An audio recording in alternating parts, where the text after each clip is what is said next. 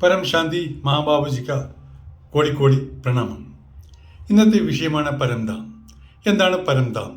അതിനെ പറ്റി ഡീറ്റെയിൽസ് ആയിട്ട് നമ്മൾക്ക് നോക്കാം. നമ്മുടെ ആത്മാവ് ഭൂമിയിൽ വന്ന് ജനനം എടുക്കുന്ന സമയത്ത് ഭൂമിയുടെ ആയുസ് എത്രയാണ്? 100 വയസ്സാണ്. ആരിൻ്റെ 100 വയസ്സ്? ബ്രഹ്മയുടെ 100 വയസ്സ്. ആത്മയെ സൃഷ്ടിക്കുന്ന സമയത്ത് തന്നെ ബ്രഹ്മാണ്ടത്തിൻ്റെ ആയുസ്സും സ്റ്റാർട്ടാകാൻ തുടങ്ങി. അതോടൊപ്പം ആകാരി ശിവൻ്റെയും സമയം സ്റ്റാർട്ടാവുകയും അതുപോലെ ബ്രഹ്മയുടെ സമയം സ്റ്റാർട്ടാവുകയും ചെയ്തു. എത്ര മേലെ ഇരുന്ന ആത്മാക്കളും അവിടെ സമയം പെട്ടെന്ന് പോകുകയില്ല. താഴെ തട്ടിൽ ഉള്ളവയാണ് കൂടുതൽ സമയം പോകുന്നത്. അതായത് ബ്രഹ്മയുടെ ഒരു സെക്കൻഡ് ഭൂമിയിൽ 1,00,000 വർഷമാണ്. കാരണം വളരെ ഫാസ്റ്റിലാണ് ഭൂമിയിൽ സമയം പോകുന്നത്. ബ്രഹ്മലോകത്താകട്ടെ 1 സെക്കൻഡാണ്. അതാണ് പറയുന്നത്, ബ്രഹ്മലോകത്ത് വളരെ പതുക്കെ സമയം പോകുകയുള്ളൂ. എത്ര മേലെ പോകുന്നു അത്രയും കമ്മിയായിട്ടാണ് സമയം പോകുന്നത്.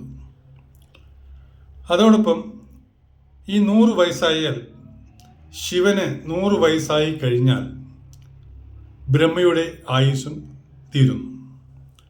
അതോടൊപ്പം ഈ ബ്രഹ്മാണ്ടത്തെ വൈൻഡപ്പ് ചെയ്യാൻ വേണ്ടി ശ്രമിക്കുന്നു.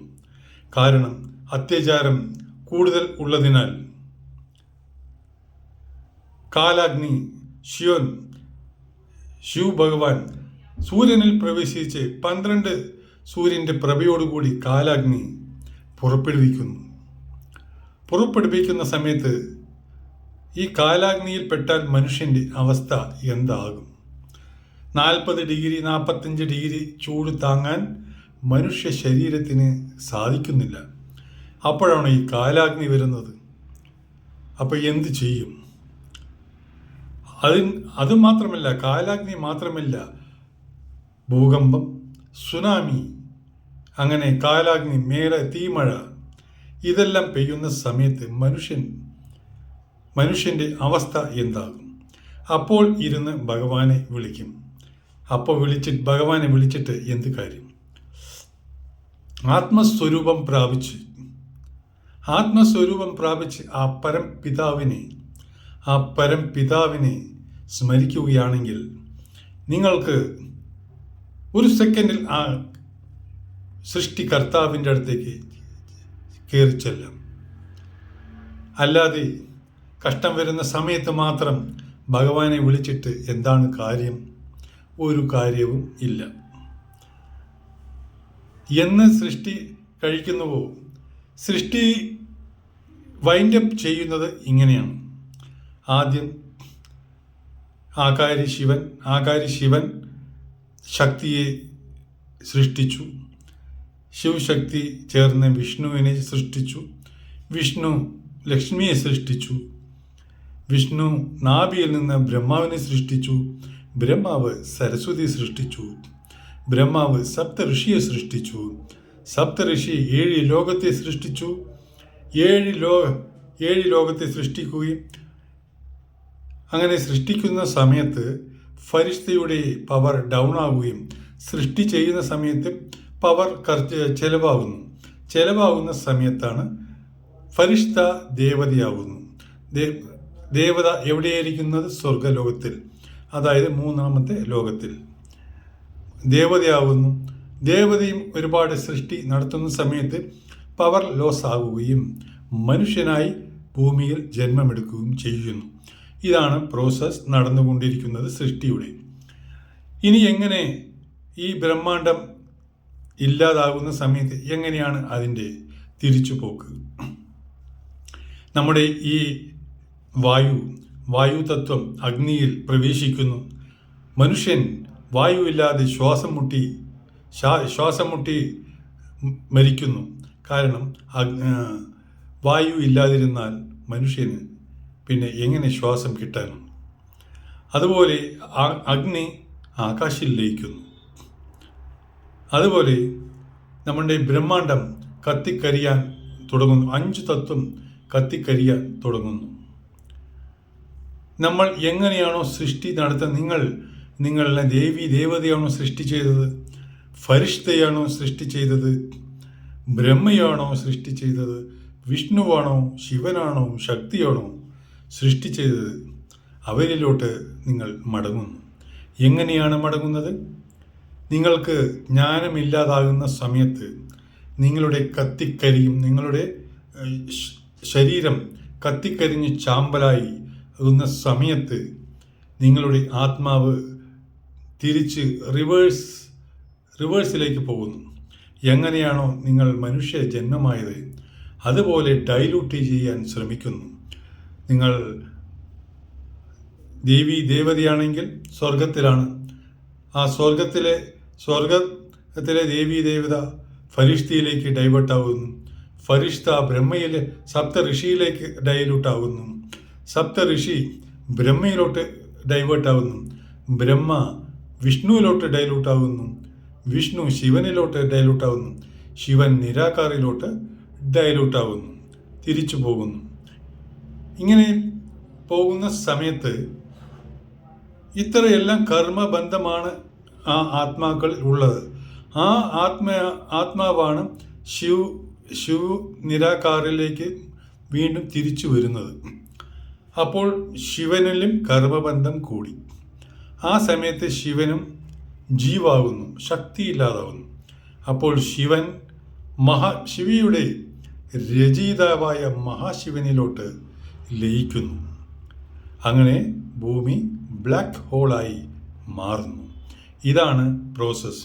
നമ്മൾ ചിന്തിക്കും, എനിക്ക് ടൂറിന് പോകണം, എനിക്ക് കറങ്ങാൻ പോകണം, എനിക്ക് സുഖിക്കണം. ഈ ഭൂമിയിൽ ജനിച്ചത് ഒരു ടൂർ പ്രോഗ്രാമാണെന്ന് ആദ്യം അറിയുക. നിങ്ങൾ റെഡിയായിക്കൊള്ളുക. കാരണം ഈ ഭൂമി അധികം നിലനിൽക്കുകയില്ല. കാരണം നകാരാത്മക ഊർജ കൊണ്ട് ഈ ഭൂമി നിറഞ്ഞിരിക്കുകയാണ്. സൂക്ഷ്മ ലോകത്ത് എന്താണോ നടക്കുന്നത് അതാണ് ഈ സ്ഥൂല ജഗത്തിലും, അതായത് നമ്മുടെ ഭൂമിയിലും നടക്കുന്നത്. ആദ്യം അത് അറിയണം.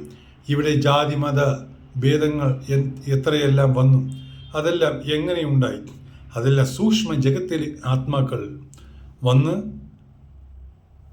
ഇവിടെ ഭൂമിയിൽ വന്ന് ജാതി മത ഭേദമുണ്ടാക്കി ആളുകളെ ഭിന്നിപ്പിച്ച്, അങ്ങനെയാണ് ജാതി മത ഭേദം ഒരുപാട് വന്നത്. ആദ്യം ഒരു ജാതിയെ ഉണ്ടായിരുന്നുള്ളൂ, അതാണ് ദേവീദേവത സനാതൻ ധർമ്മം. ബാക്കിയെല്ലാം ഈ 5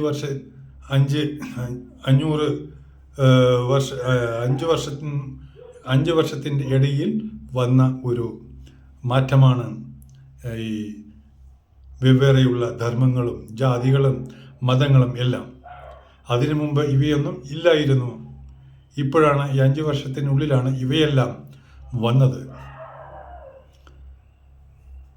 ഇവയെല്ലാം വന്നത് മനുഷ്യനെ പീഡിപ്പിച്ച് മനുഷ്യനെ നിഗ്രഹിക്കാൻ വേണ്ടിയിട്ടാണ് പല പല ആത്മാക്കളും ഇവിടെ വന്നിരിക്കുന്നത്.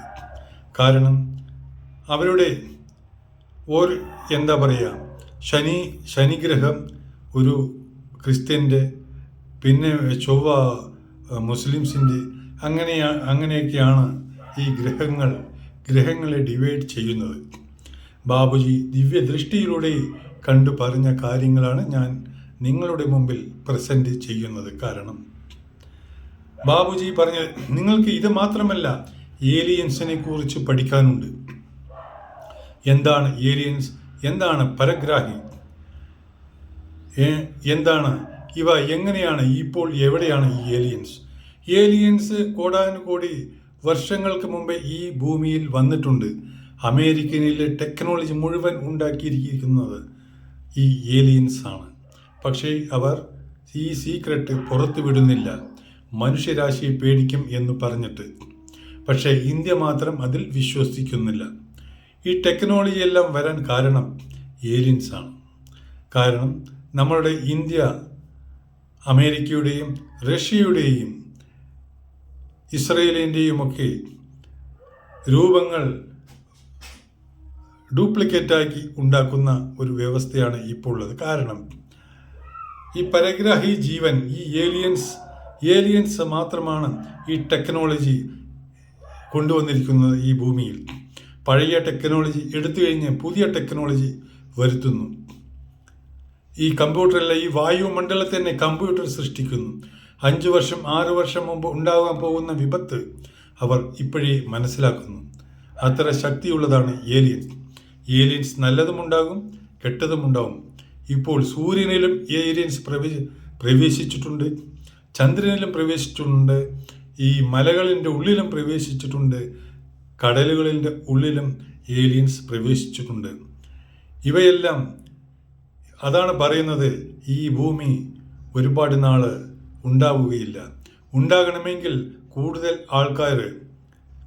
ആളുകൾ ധ്യാൻ യോഗ സേവാധാരണ ചെയ്യേണ്ടത് അത്യാവശ്യമാണ്. ഭക്തിമാർഗം എന്ന് പറഞ്ഞാൽ ഇരുട്ടാണ്. നിങ്ങൾക്ക് ഇരുട്ടിൽ നിന്ന് വെളിച്ചത്തിൽ വരണമെങ്കിൽ ധ്യാൻ മാർഗം വേണം. ശ്രീകൃഷ്ണൻ ഗീതയിൽ പറഞ്ഞിരിക്കുന്നത്, നീ എന്നെ ധ്യാനിക്കുക, ബാക്കിയുള്ള സർവ്വചരാചരങ്ങളെയും മറക്കുക. എന്നെ ധ്യാനിച്ചാൽ നിന്നെ ഞാൻ ജനന മരണ ചക്രത്തിൻ്റെ മേലോട്ട് കൊണ്ടുപോകാം എന്നാണ് പറഞ്ഞിരിക്കുന്നത്. കാരണം ഇങ്ങനെ മേലോട്ട് പോകണമെങ്കിൽ ധ്യാൻ മാർഗത്തിൽ മാത്രമേ ഇത് സാധിക്കുകയുള്ളൂ. പക്ഷേ ഭക്തിമാർഗത്തിൽ ഇത് പറയുന്നില്ല. കാരണം പൂജകളും മറ്റു പലതുമാണ് ഭക്തിമാർഗത്തിൽ നടക്കുന്നത്. പക്ഷെ അതൊന്നും ഈശ്വരപ്രാപ്തിക്ക് കാരണമല്ല. അതാണ് പറയുന്നത്, ഭക്തിമാർഗം എന്ന് പറഞ്ഞാൽ ഇരുട്ടാണ്. ഇരുട്ടിൽ നിന്ന് വെളിച്ചത്തിലേക്ക് വരൂ. ധ്യാൻ യോഗ സേവ അഭ്യസിച്ച് പരമാത്മാവിൽ നിന്ന് പവർ വലിച്ചെടുത്ത് നിങ്ങൾക്കും നിങ്ങളുടെ വീട്ടിലും പരം ശാന്തി പരത്തുക, പരം ലൈറ്റ് പകർത്തുക. ഈ ബ്രഹ്മാണ്ഡത്തിലേക്ക് പരം ലൈറ്റ് പകർത്തുക. അങ്ങനെ ധ്യാൻ യോഗ സേവാധാരണ ചെയ്ത് എല്ലാത്തിനും മീതെ ജ്ഞാനമാണ്, എല്ലാത്തിനും മീതെ ഉള്ള ധർമ്മം. ജ്ഞാനില്ലെങ്കിൽ ഒന്നുമില്ല. അതാണ് പറയുന്നത്, നിങ്ങൾ ഇരുട്ടിൽ നിന്ന് വെളിച്ചത്തിലേക്ക് വരൂ, ഭക്തിയിൽ നിന്ന് ജ്ഞാനത്തിലേക്ക് വരൂ. പരം ശാന്തി. വീഡിയോ നീണ്ടുപോകുന്നു. ബേഹദ് കി പരം ശാന്തി. ഷെയർ ചെയ്യുക, സബ്സ്ക്രൈബ് ചെയ്യുക, ലൈക്ക് ചെയ്യുക.